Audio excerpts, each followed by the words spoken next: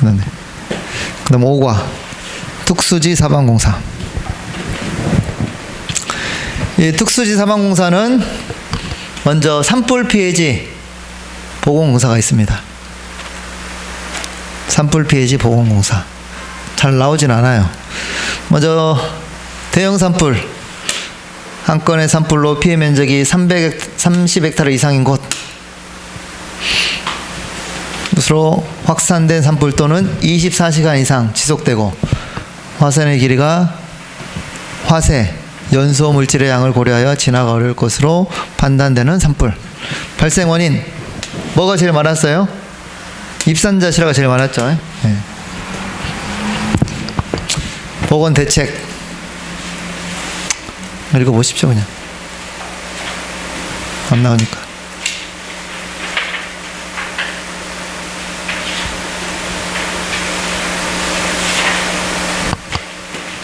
그 다음에 조림적 복구 대책.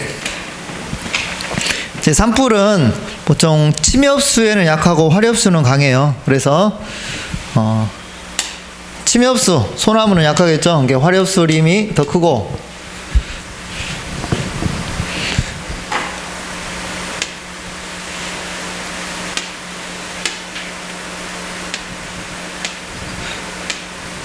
수정에다가만 밑줄을 좀 쳐주십시오. 상수리나무, 굴참나무, 고로쇠나무 등의 내화 수정으로 방화 수림대를 조성한다.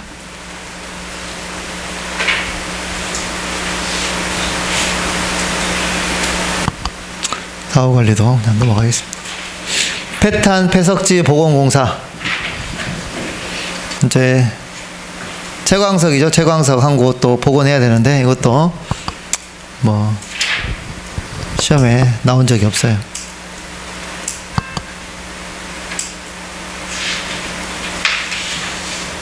넘어가겠습니다.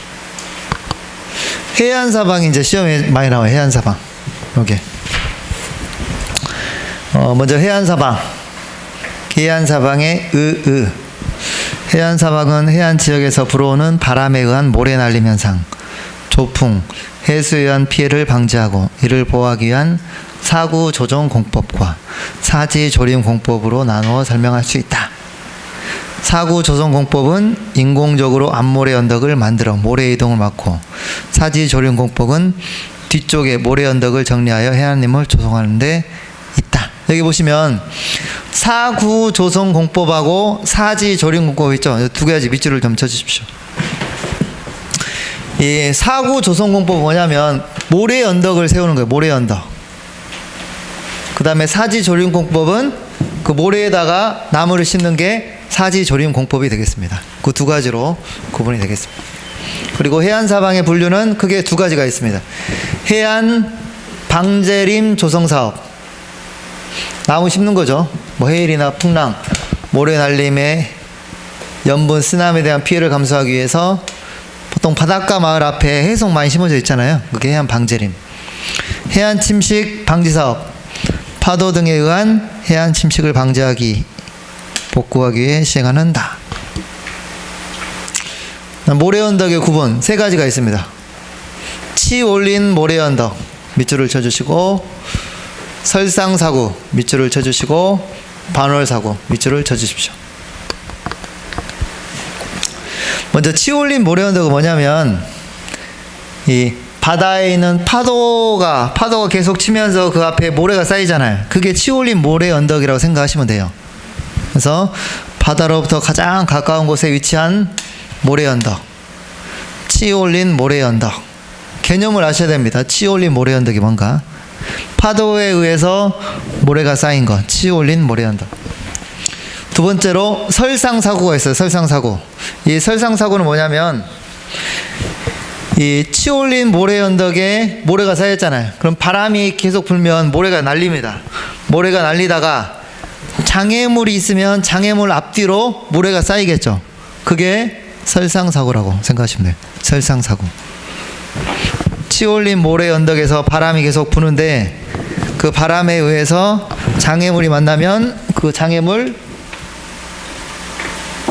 앞뒤로 모래가 쌓이는 것, 설상사구. 반월사고가 있어요. 반월사고. 이 반월사고는 뭐냐면 아까 이 장애물이 이렇게 모래가 쌓였잖아요. 그럼 여기서 계속 바람이 불면 어떻게 되겠어요? 장애물 앞쪽은 모래가 쌓이고 양 옆쪽으로 모래가 더 날리겠죠. 예. 이 모양을 반월사고, 달 모양이다 해서 반월사고가 되겠습니다.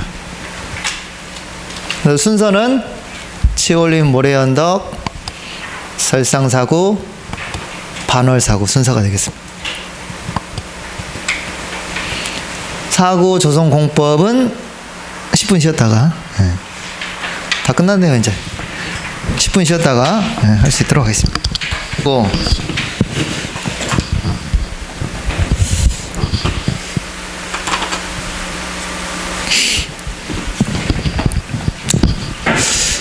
이어서 사구 조성공법부터 볼 수 있도록 하겠습니다. 이 사구 조성공법은 이 퇴사울 세울기가 항상 자주 나옵니다. 퇴사울 세울기. 퇴사울 세울기. 이 퇴사울 세울기가 뭐냐면 저기 있죠. 바다 쪽에서 불어오는 바람에 의해 날리는 모래를 억류하고자 퇴적시켜서 사구를 조성하는 목적의 공작물을 말한다. 퇴사울 세울기.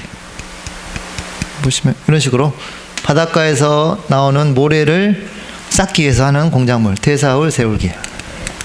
사구 조성법, 모래의 언덕을 쌓기 위해서 하는 거죠. 퇴사울 세울기 공법, 말뚝용 재료로서는 뭐 곰솔, 소나무, 낙엽송, 삼나무, 잡목. 발의 재료는 섭, 갈대, 대나무, 억새. 높이, 밑줄을 좀 쳐주세요. 높이 1m. 퇴사 울타리는 통풍성은 있어도 구려성은 없는 것이 좋으며 통풍 비율은 1대1로 한다. 여기다 밑줄을 좀 쳐주십시오. 퇴사 울타리는 통풍성은 있어도 구려성은 없는 게. 이게 무슨 말이냐면 이 통풍성 이제 바람이 통해야 된다 이거죠. 구려성은 휘어지는 거. 그러니까 재료가 여기 보시면 여러 가지가 있어요. 판자, 바람, 판자, 새.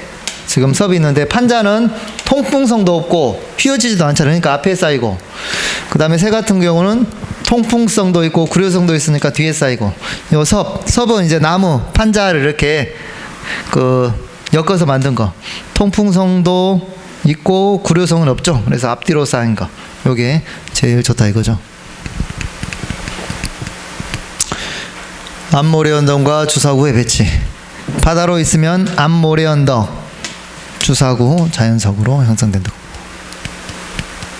재료에 따라서 뭐 대나무 대사울 세울기, 갈대 대사울 세울기가 있겠습니다. 요거를 좀 높이하고 개념.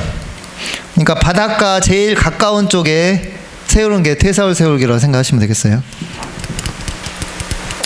그 다음에 구정바자얹기가 있습니다. 구정바자얹기. 이 구정바자얹기는 뭐냐면 이 퇴사울 세울기로 세워졌잖아요. 세워졌는데 이 바닷바람에 무너질 염려가 있는 곳에 바자를 매설하여 무너지지 않도록 하는 구조물.